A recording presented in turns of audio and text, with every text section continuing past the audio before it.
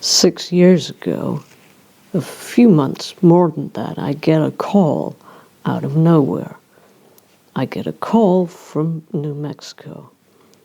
This detective who's called Bronstein, Bob Bronstein, tells me that he has been going back through the records of cold cases in the light of new technology and DNA evidence. These days, you are aware, we have the possibility of re-examining samples taken when there was no DNA testing or when samples had to be sizable for them to get reliable results. Bob was overseeing a bunch of DNA work, technical term for multiple DNA analyses, a bunch. Bob also was confronted by this warehouse of physical material still in storage. Jewelry, shoes, clothes, bedsheets, all kinds of samples. And there were photographs. And some of you have asked from time to time, why don't you do a show on the Shutterbug?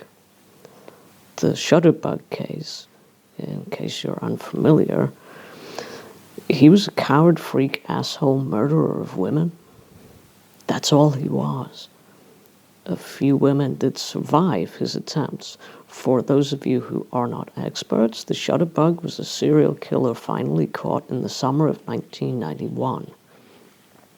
That meant he was pretty much entirely overshadowed by the arrest of cannibal freak moron Jeffrey Dahmer. This makes me glad, because he liked attention. Shutterbug, by the way, was the asshole's own name for himself, and surely we don't give them that privilege.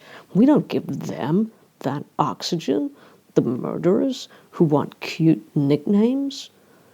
We just call every one of them asshole. Surely that's what we do. We say, okay, you're asshole 87. That should be all they get, ever, would be my opinion. We remember the victims. Asshole 87 took photographs of his victims. He pretended to be a photographer in order to trap women, abduct women, do what he wanted. And Bob Bronstein wants me to fly to ABQ. You can work out why. It's not hard. You're clever people. You're attractive and intelligent for real.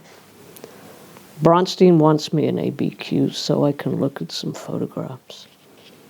What are maybe pictures of my mother are in Asshole 87's collection.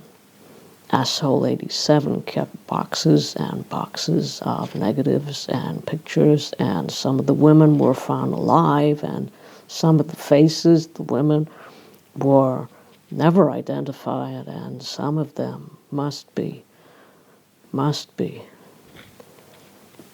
victims, other victims, unrecorded victims. I hate the word victim. There should be a better one. There should be a worse one. Bronstein knows that my mother was taken by Asshole 87, which is all I'm ever going to call him voluntarily. While I'm listening to his voice, which is a nice, gentle voice, I don't want to understand why Bronstein knows that. They still have never found her body, my mother's body. That's the body she did everything with, that she gave a vitamin pill every morning so she'd be healthy, and the hair she brushed that smelled of her, and her hands and her voice. That's the body that was all of her. That's everything that carried who she was. Asshole 87's original MO was to approach young girls, nice people, and say he would take their picture because they were beautiful. He would talk about agents and modeling and dramatic out-of-town locations and photo shoots. The only thing he didn't lie about was their beauty. All the women he picked were beautiful. They all had gentle eyes. And his shtick was a corny, creepy shtick which has been used before by other assholes. He was not original. In fact, his MO was so weak and creepy that it didn't often work, not even with relatively innocent young women, not often enough for his need. So he began pretending to be this super pleasant local reporter, and could he just, to please his editor, get a snap of you in front of the library where you work, the sports ground you raised funds for, the elementary school you've just had renamed to honor a local heroine. And fuck him. And why are there experts on his shitty moves and his shitty plans, people who memorize this crap? And there are no experts on my mom. No one but me. Why is that? I mean, fuck him. You have to understand. I mean, I don't understand. I'll just say the soul he hasn't got, rip it into pieces, eat it, and shit it back out. Sorry. Anyway, I fly to ABQ, and I go and I meet Bob and sit in the quiet room he has set aside. It's a soft room with a couch, nothing like an interrogation room, and I can tell he is used by now to the way this kind of morning may play out. He's calm and he's slow. He gives me space. He gives me agency to go through it in my way, for which I thank him. And the pictures he has are pictures of my mother. There she is. There is some of the time that passed on her last day when I wasn't with her, but she was still alive. There she is. She's Mom. In all of these pictures that a serial killer had kept. How he got her, we can't tell, but the pictures suggest, in this horrible way, they suggest the way he did it. I think it was something like this, although I can't know. I think he asked her to help.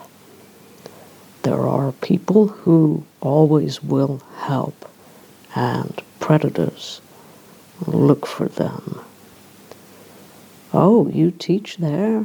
You were actually involved in the change of name? Well, gee, the paper's just doing a little piece on local facilities, and my editor, I know, wants a picture of that very school, and it would be great if you were there in the picture. Would you mind? Do you have a little time, ma'am? Well, I know there were other people involved in it and all, but I'm short of time here, under the gun. Would you mind?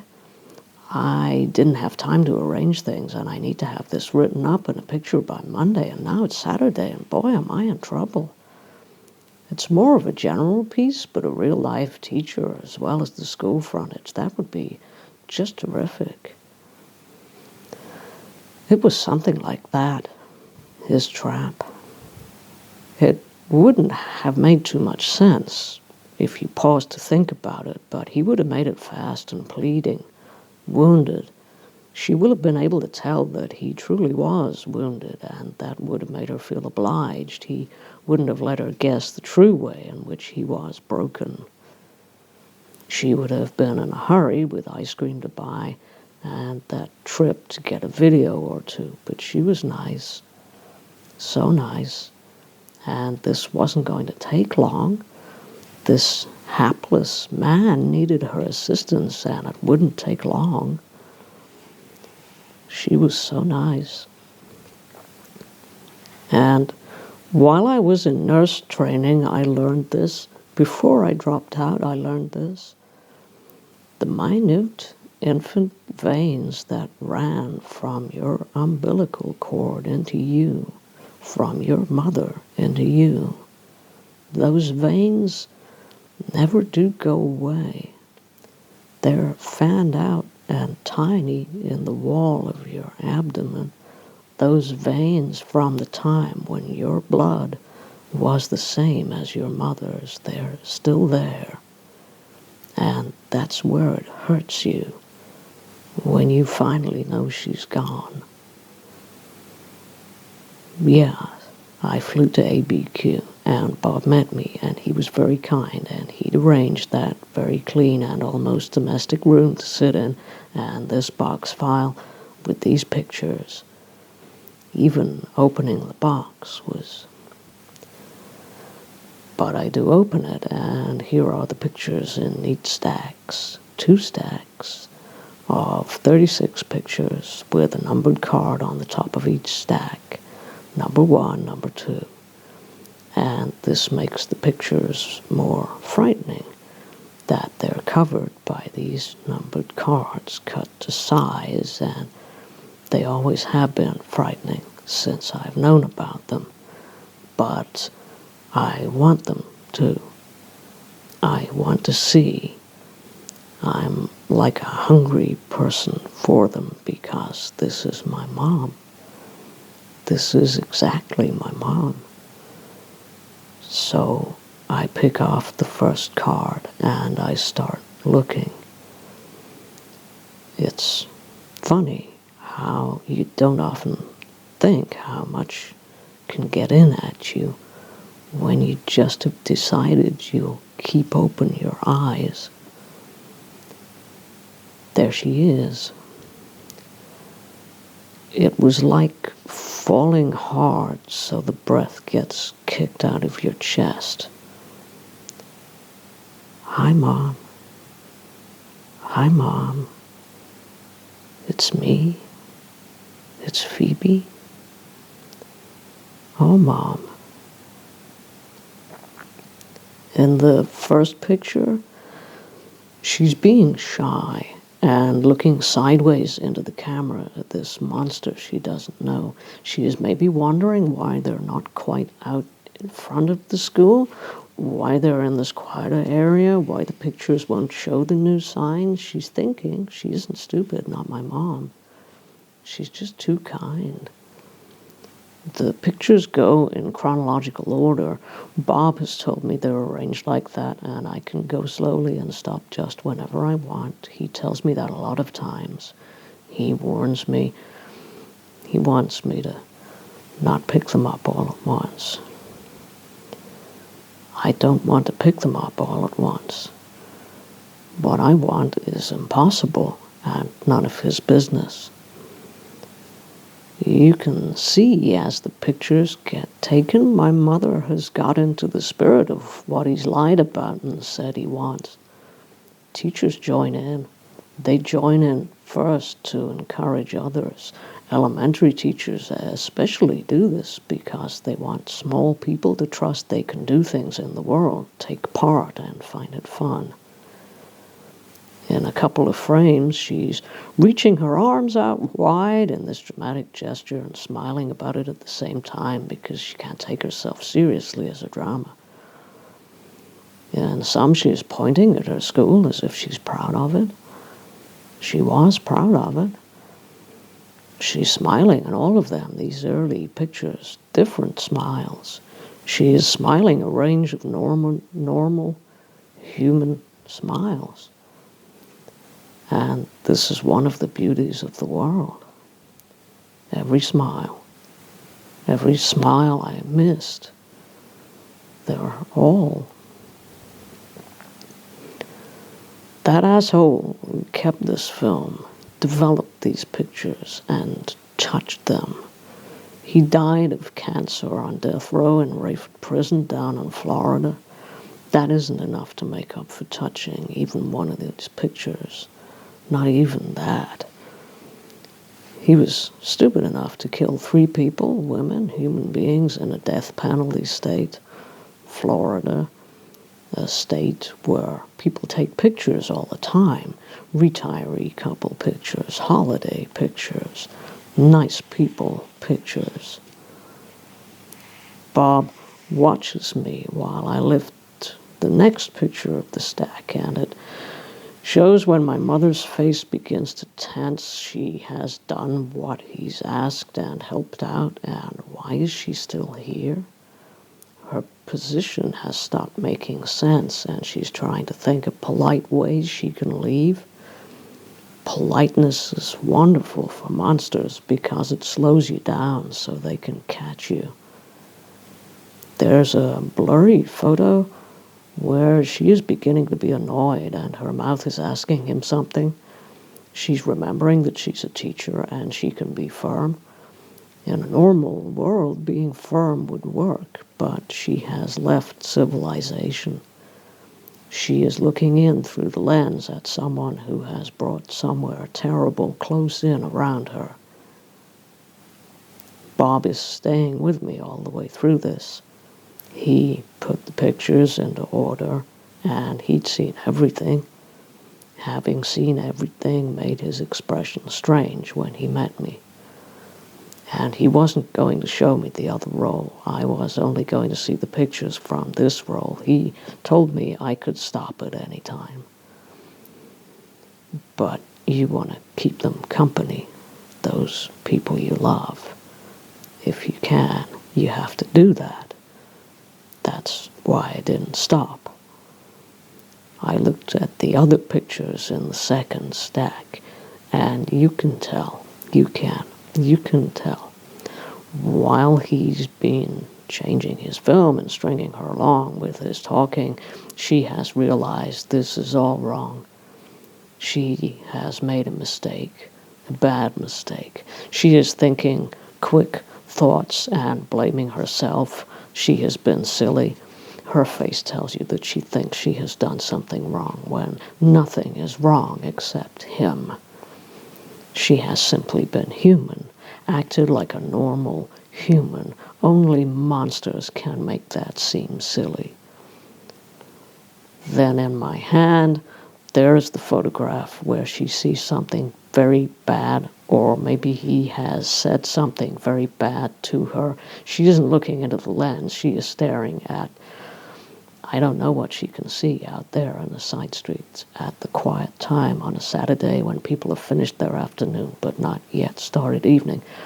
There is something bad and she can see it but not understand it. That's how terrible it is. Not understanding is slowing her down when she should run.